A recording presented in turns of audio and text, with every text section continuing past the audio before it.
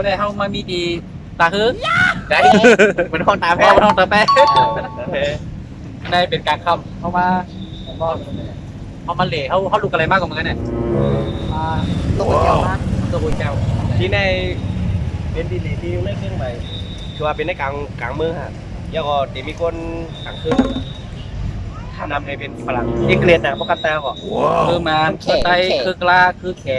แกปานคือปานเจ้าคือบอกไปเพราะมันถึงเชียงใหม่ไปไปมาถึงขนาดตาแป๊ะ พวกมัดเถผมอะไรมาปกเกมมือนะถือเครื่องใหม่มาเข้ามา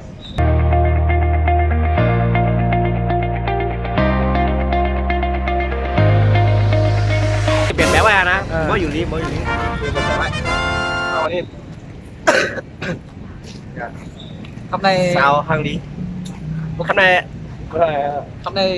มันเองมันจะมีถนนคนเดินกล้วยหนามันจะมีคนมาเดินไว้มันจะคนแน่บอกว่าตีมันมีกัดกลางคำในมันมีวันไหน ทีนี้วันนั้นติดก็กันในวันนั้นไปยับตังกันนะครับผันเป็นตังไปมันไหน มีทางไหนบ้าง มีพาทางไหนมีพาไปด้วยแหละ ด้วยทางไหนเสื้อผ้าไว้ด้วยครับ น่าซื่อๆนะเดี๋ยวในสาขาดีน้ำหนาสาววิ่งเลนเพราะเก้าอะไรก็แก้ไม่ได้มาลึกกลมไรค่ะที่ไหนมาลึกกลมไร พวกมาลึกหนาพวกมาลึกหนาทำอะไรกันมัน เดียวตรวจไว้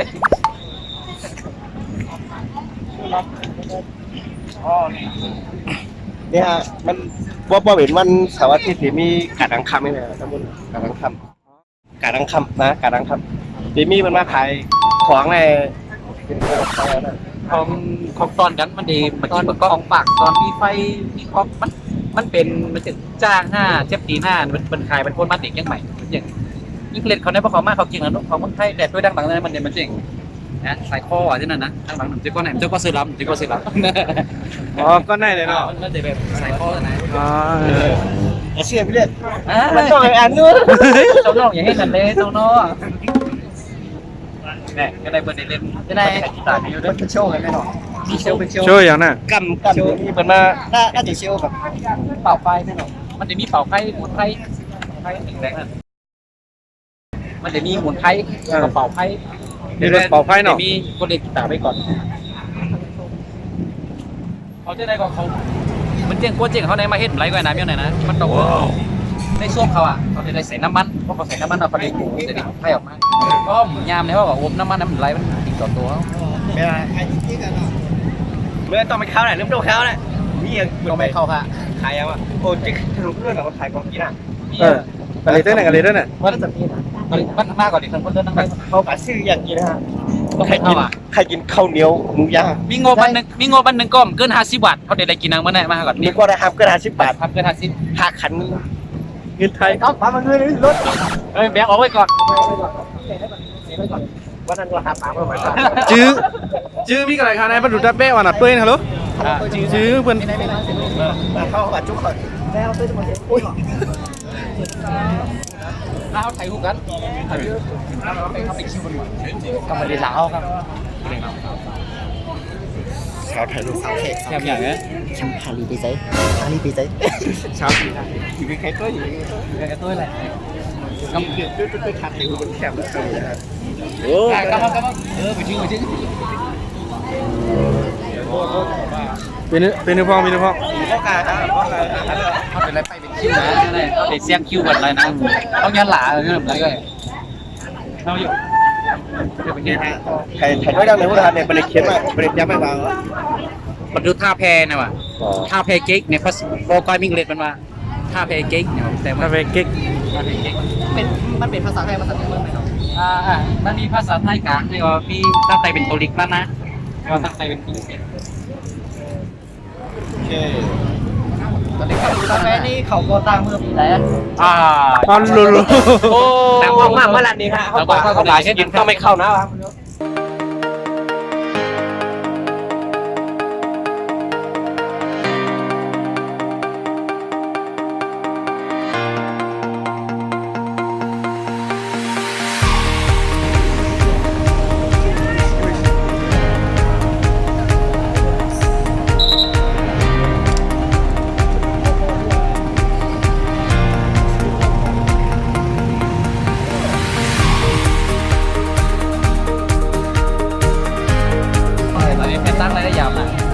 ในคำตั้งอะไรเป็นไง เมื่อกี้เย่แล้วเรามาสต็อปไหนก็ถามว่าเป็นคนขี่ ในร้านคำตั้งเลยเนาะ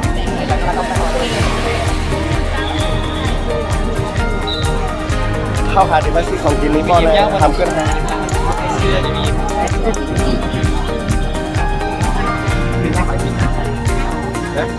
รัสเซียพวกมากันได้แต่ดีมีพอสาวน้ำหนา อยากเป็นน้ำไม่อยากเป็นน้ำผัว อยากจะมีน้องไส้หนา ข้าวขามีเงินก็เกินกว่า50 บาทที่มาซื้อกินข้าวค่ะใครได้กินรีวิวไหม เอาแน่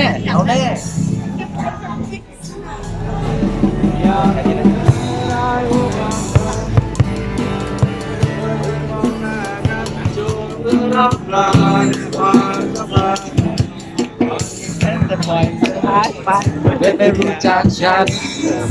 เงียบนั่นเป็นก้นตาหมอดฮะก้นตาหมอดมีความสามารถเขาเรียนแค่ เมื่อแต่เขาก็รีมีที่เขารีเลยปันการเขาเสียงโคตรตามหมดโคตรทุกที่ตามมันเขาเลยแต่ก็หาเงินมาไหนนะเพราะมีการแต่เขาแบบเสียงไม่เป็นของอีฮะ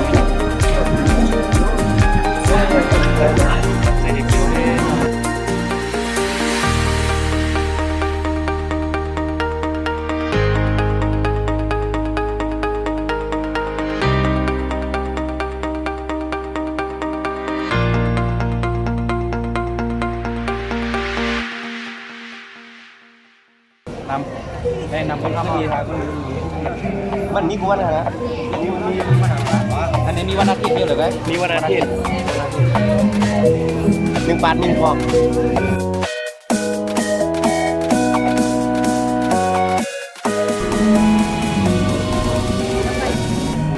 โอ้โหใจเต้นมองทำนั่งฟ้า ซื้อยังอ่ะ เขาเนี่ยมึงงงอ่ะ 50 บาทวะนะ เมืองใต้วันบันกันกินไรอ่ะไม่ไหน เนี่ยเขามันเป็นข้าวนึ่งหลายๆกันฮะ มันเป็นคนนึงเขาใส่น้ำกะทิน้ำหมักอุ่นนั้นน้ำเจียมๆนั่นน้ำนมหมักอุ่นนะวันทองบอกน้ำกะทิ ผมยำกินเนาะ ไปกินนะพอกินได้ก็งดนะงดคำได้ นึกว่า50 บาทพอกินได้กับไม่กิน อะไรกินอะไรกินข้าว กินอ่ะ จอน เอาเข้านะกล้าหน่อยค่ะ 50 บาทได้ต้มยำมาเขือเนี่ย 50 บาท สองเอง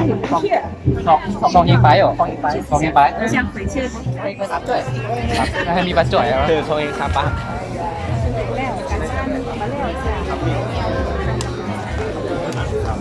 ทำสุดซิลิกไว้ให้ไปดูซิลิกอย่าเป็นท้องนั่นแหละ อ๋อแต่ลืมกันนะเพราะว่าก็ไหลลูสลิกนั่นได้เป็นปันมะเร็งอ่ะ เขาแล้วยอเขาแล้วยอ แล้วก็โนแอลกอฮอล์ห้ามกินเหล้า ไม่ว่าเบียร์ได้อะไรกันแน่แล้วหรอ ภาษาจีนมันเขียนได้ว่าชุมิถุงผักถ้ามี2 หมัก ห้ามกินเหล้าในนู้นก็กิน ความแต้วก่อนเนี่ย แล้วก็ไต้ก็ห้ามกินเหล้า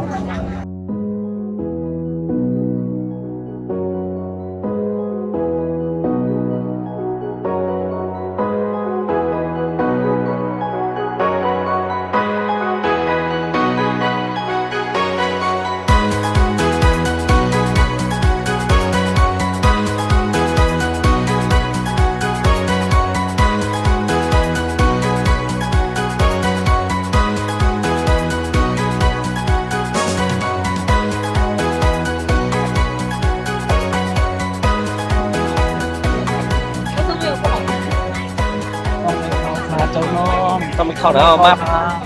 ไปมาประเดี๋ยวมันถึงเมืองไทยเถอะ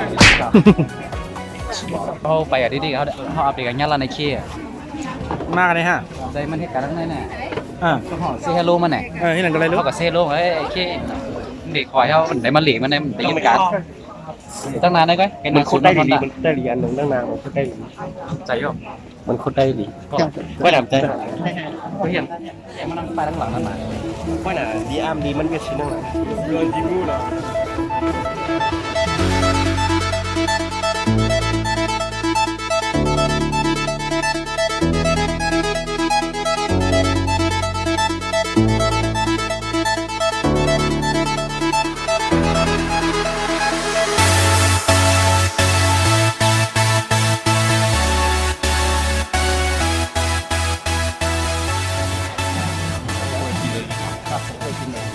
เอายัง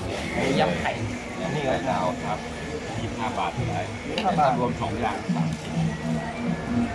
งั้นผมมารวมนี่ได้ก่อน ได้ครับ 2 อย่าง30บาท 2 อย่าง2 มิ้ว30 บาท แต่ข้าวมัน2 มิ้ว30ครับ เอาเลย เอาอันไหนมาแก หึ เอาไข่ อันไหนเหรออันไหน อันไหนไข่ได้อันไหนรอกัน2 อย่าง30 บาท เป็นน้อยนะครับ ครับ ครับก็ในจ่ายก้าว30คือ7เท่าเลยค่ะ1ก้อนใน50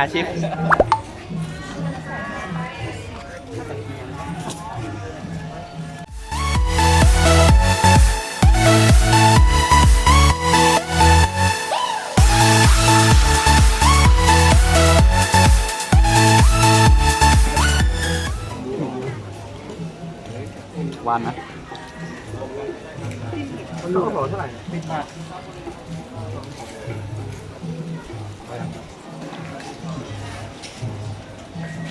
có liền không? 10 บาทđúng มีอะไร มาเลย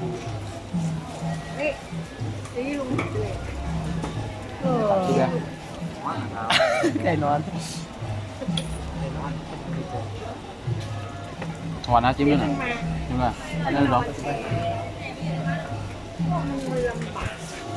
ô hoàn bị đấy โรยเยอะกว่านี้ ra trăm phải kín đi à เพิ่งมาเล็กกินได้น้ำด้วยฮะ không mới giao ถ้าไม่ได้เป็นคนเมืองไหนเนี่ย rất là คนเมืองไหนเนี่ย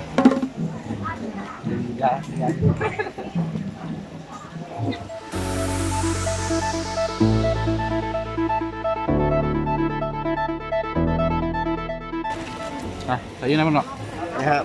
เมืองไทยมันกินเนี่ยมันเบิดว่ากันนะครับกินข้าวน้ำตาลเนี่ยเลยครับเชื่อเกี่ยวเหลือไม่ขวายไม่ไหว กินได้ไหมคอยก่อน เยอะเลย ก็ได้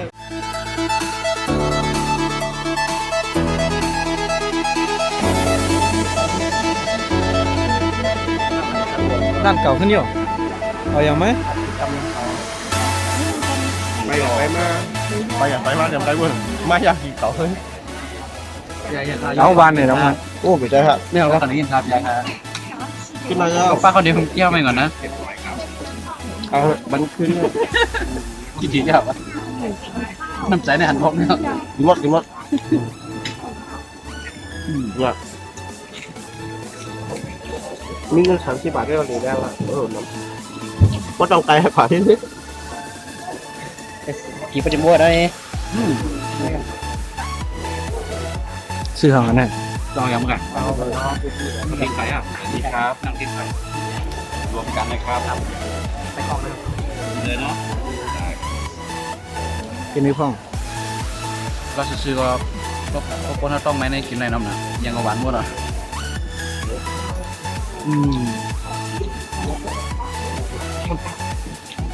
สนุกครับลูก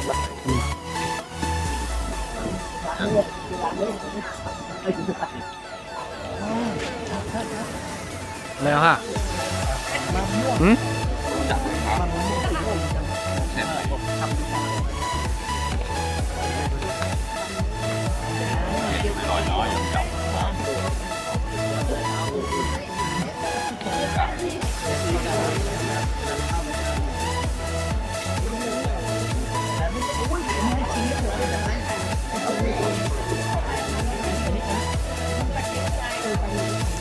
ไก่ถึงไก่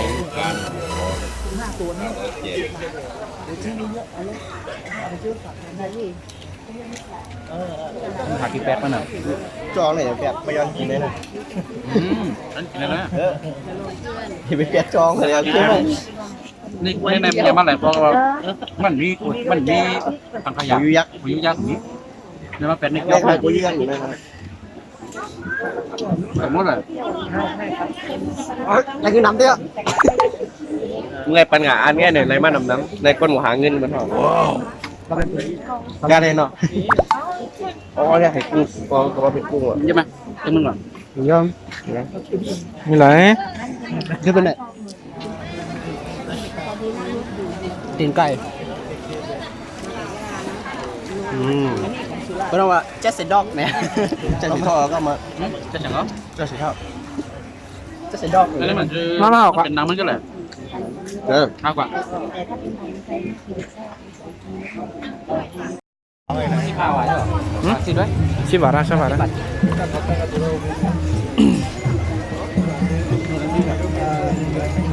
ฝรั่งดอกไม้น้ำดอกไม้น้ำลำไยชาเย็นแล้วน้ำของเมียงเมียน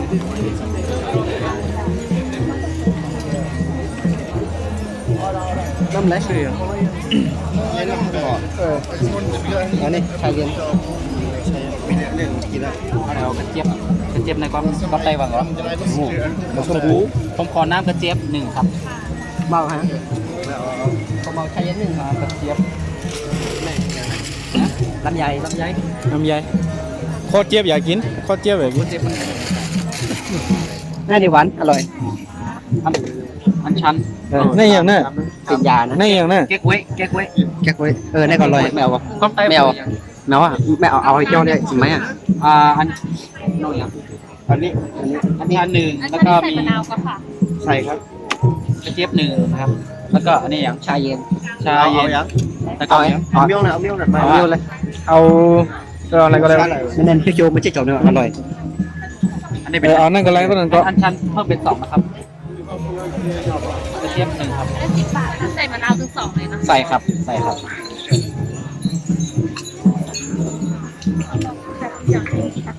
อันนี้ฟังอร่อยนะหวานมาก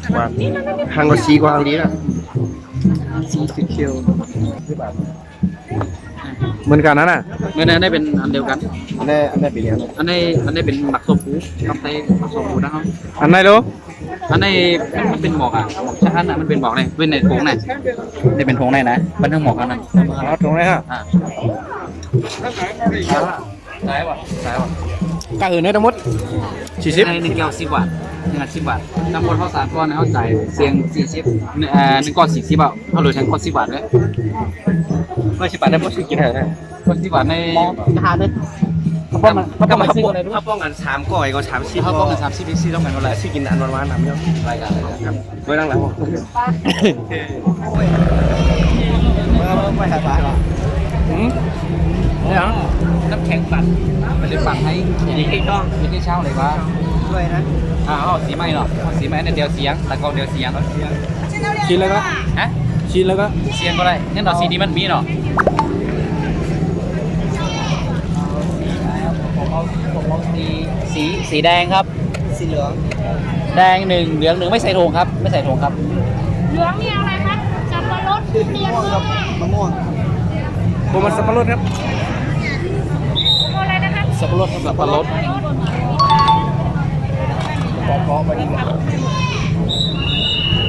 ขายยาอะไรเยอะป่ะ ทำไมจังหวัด รถมีมะม่วงคะของอะไรนะคะ ผมเอาแตงโมครับ ของกล้วยครับ ข้างหลังนี่มีขยะมีทางขยะครับ เหรอก ล้วยคะ ครับเขาฝากทิ้งหน่อยได้ไหมครับถือให้หน่อยถือให้หน่อย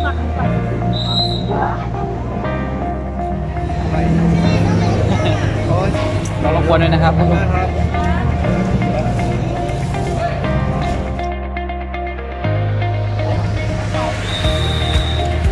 อร่อยจริง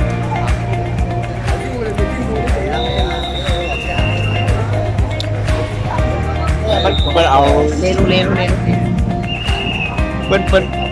นเอาหมากอันตีให้ได้นะนี่เป็นกล้วยครับครับอันนี้คือของกินหมดครับ ได้เลี้ยตัว อันนี้เป็นตีหมดครับ ครับจะพอที่กันตั้งแล้วอ่ะ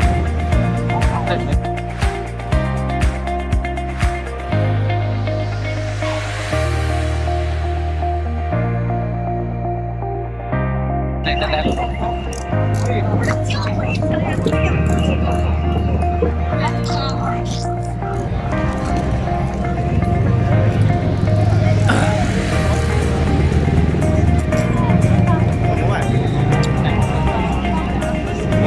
ี่หรอ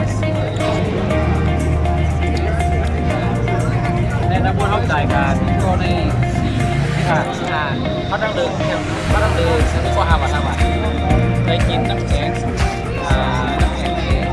เขาเลยกินแข็งไปน้ำแก้วนึงแล้วเขาเลยกินแข็งยำเนาะยำ ก็เอาดู ย เย